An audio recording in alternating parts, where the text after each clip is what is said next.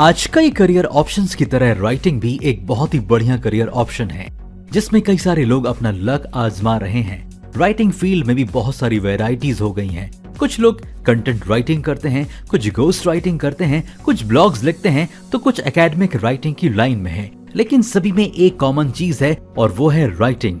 एक professional writer बनने के लिए बहुत मेहनत और टैलेंट की जरूरत होती है। प्रोफेशनल राइटर बनने में हमारे माइंडसेट का भी बहुत बड़ा हाथ है।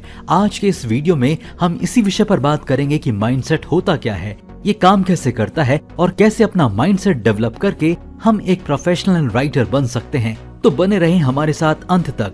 और वीडियो शुरू करने से पहले क्विक सपोर्ट आपका स्वागत करता है आपके अपने चैनल में। तो चलिए जानते हैं कि माइंडसेट होता क्या है। ऑक्सफोर्ड डिक्शनरी के अनुसार किसी के द्वारा धारण की गई मान्यताओं और दृष्टिकोणों का स्थापित समूह माइंडसेट कहलाता है। क्या आप मानते हैं कि आपकी धारणाएं और पॉइंट ऑफ व्यू आपके व्यवहार को प्रभावित करते हैं और आप कैसे व्यवहार करते हैं, इसी से आपका पूरा फ्यूचर डिसाइड होता है। हमारे एक्शंस के लिए हमारा व्यवहार जिम्मेदार होता है और इसी पर रिजल्ट निर्भर करता है। हमारे लाइफ में जो भी एक्सपीरियंस होते हैं, हमारी परवरिश, हमारा कल्चर, हमारा एनवायरनमेंट, ये सब मिलकर हमारा माइंडसेट बनाते हैं। तो चलिए समझते हैं कि फिक्स्ड और ग्रोथ माइंडसेट में क्या अंतर है और इसका राइटिंग से क्या रिलेशन है। डॉक्टर कैरल ड्वेक एक बहुत बड़ी साइकोलॉजिस्ट हैं, जिन्होंने अपनी किताब mindset changing the way you think to fulfil your potential में लिखा है कि you either have a growth mindset और a fixed mindset and you can change your mindset. It's not a static characteristic. मतलब या तो आप ग्रोथ माइंडसेट के होंगे या फिक्स्ड माइंडसेट के, और आप कभी भी अपना माइंडसेट चेंज कर सकते हैं। ये कोई फिक्स्ड विशेषता नहीं है। एक फिक्स माइंडसेट वाले व्यक्ति का मानना है कि उसके पास जो भी टैलेंट है वो ऐसा ही रहेगा, उसे बढ़ाया नहीं जा सकता और जो भी होगा वो लक से होगा। जबकि एक ग्रोथ माइंडसेट वाले व्यक्ति का मानना है कि नई चीजें सीखने से और कड़ी मेहनत करने से प्रतिभाओं और क्षमताओं का विकास कर सकते हैं। ये उतना आसान नहीं है जितना लगता है। असल में ये चुनौतियों के प्रति एक अचेतन मतलब की अनकॉन्शियस प्रतिक्रिया है।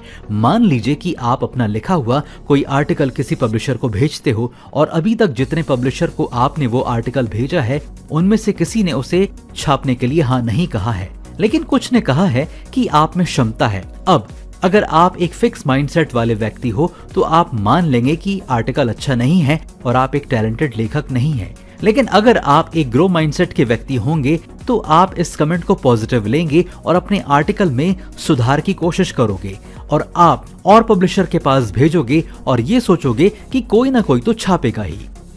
विचार करें कि आप अपने काम की आलोचना को कैसे हैंडल करते हैं। क्या आप डिफेंसिव हो जाते हैं और सोचते हैं कि दूसरों के कमेंट से कैसे सीखें? अगर ऐसा है तो आप ग्रो माइंडसेट के व्यक्ति हो और ये एक अच्छा कदम है प्रोफेशनल राइटर बनने की ओर। तो चलिए अब जानते हैं कि माइंडसेट डेवलपमेंट के जरिए आप कैसे एक प्रोफेशनल राइटर बन सकते हैं। अच्छे राइटर बनने का कोई शॉर्टकट नहीं है, लेकिन आप अपने माइंडसेट पर थोड़ा काम करके आप अपने राइटिंग करियर को एडवांस कर सकते हैं, जिससे कल को आप एक प्रोफेशनल राइटर बन जाएंगे। अपने राइटिंग करियर को आगे बढ़ाने के लिए बहुत सारे ग्राउंड वर्क, अनुभव, धैर्य और अभ्यास की जरूरत होती है। जब आप एक लेखक के रूप में लिखना शुरू करते हैं तो थोड़ा सा अनश्योर फील करना आम बात है, लेकिन अपने माइंडसेट को पॉजिटिव और प्रैक्टिकल रखना भी उतना ही जरूरी है। चलिए कुछ पॉइंट्स पर बात करते हैं जो प्रोफेशनल राइटर बनने के लिए जरूरी है। पहली बात, खुद पर भरोसा रखें और अपनी राइटिंग एबिलिटी पर विश्वास करें। एक प्रोफेशनल राइटर को हमेशा खुद पर और अपनी राइटिंग्स पर भरोसा होना चाहिए। हमने कहा खुद पर भरोसा रखें, लेकिन इसका मतलब ये बिल्कुल नहीं है कि आप ये सोचकर बैठ जाएं कि आपसे कोई गलती होगी ही नहीं या आप ही सही हैं बाकी सब गलत। इसलिए कॉन्फिडेंट होना सही है, लेकिन ओवर कॉन्फिडेंस आपको आगे नहीं बढ़ने देगा। अगर एक या दो पब्लिशर आपके काम को रिजेक्ट भी कर देते हैं तो ये सोचना चाहिए कि इसमें क्या कमी है और उस कमी को पूरा करके फिर भेजना चाहिए दूसरे पब्लिशर के पास। अपने आप पर भरोसा करने का मतलब ये भी है कि आप अपने आप को एक्सेप्ट करें। आप जैसा भी लिखते हैं उसे ही न समझें, ये माने कि आप अभी लिखना सीख ही रहे हैं। जब भी एक या दो पब्लिशर आपके आर्टिकल या बुक को मना कर दें तो 1 या 2 महीने के लिए उसे किसी अलमारी में रख दो, फिर 2 महीने के बाद उसे निकाल कर पढ़ें। आपको खुद पता चल जाएगा कि उसमें क्या कमियां हैं और क्या क्या बदलने की जरूरत है। ऐसा इसलिए क्योंकि एक राइटर की लेखनी रोज बदलती है। वो जितना ज्यादा लिखता है उतना ज्यादा उसकी राइटिंग डेवलप होती है और कुछ समय बाद अपनी पुरानी राइटिंग में कमियां दिखने लगती हैं। दूसरी बात, नई स्किल्स सीखें। सक्सेसफुल राइटर्स हमेशा दो चीजों की सलाह देते हैं। एक तो हमेशा कुछ ना कुछ सीखते रहें और दूसरा कभी हार ना माने। कभी हार ना मानने में ये भी शामिल है कि अपने फेलियर से कभी डरे नहीं, क्योंकि राइटिंग लाइन में कई बार आपको फेलियर का सामना करना पड़ सकता है। अपने फेलियर से सीखकर कुछ नया लिखने की कोशिश करें। अगर आप एक राइटर बनना चाहते हैं तो आपका लिखा कभी बेकार नहीं होगा, अगर वो रिजेक्ट भी हो गया हो तो। इसके साथ कुछ एक्स्ट्रा स्किल्स डेवलप करें जिससे आपके दिमाग को नए एक्सपीरियंस होंगे। आप जितना नया सीखोगे आपके माइंडसेट में उतना बदलाव आएगा। तीसरी बात, अपने लेखन में लचीलापन लाएं। एक लेखक के लिए जरूरी है कि उसकी लेखनी में लचीलापन हो। लचीलापन होने से आप किसी भी तरह के प्रॉब्लम को फेस कर सकते हैं। इसका मतलब है कि आपकी एक से ज्यादा विषयों पर अच्छी पकड़ हो। आपको कोई भी विषय दिया जाए आप आसानी से उस पर लिख सकें। आने वाले टाइम में राइटर्स की कमी नहीं होगी। आज बहुत से लोग लिखना जानते हैं लेकिन टिक वही सकता है जो किसी भी विषय पर लिख सके। इसी लचीलेपन के कारण आप एक प्रोफेशनल राइटर बन पाएंगे। इसके साथ ही आपको अपनी सोच में भी लचीलापन दिखाना है। आपने आज लिखना शुरू किया और कल एक बड़े राइटर बन गए, ऐसा पॉसिबल नहीं है। आपको ये बात एक्सेप्ट करनी होगी कि हर काम में समय लगता है।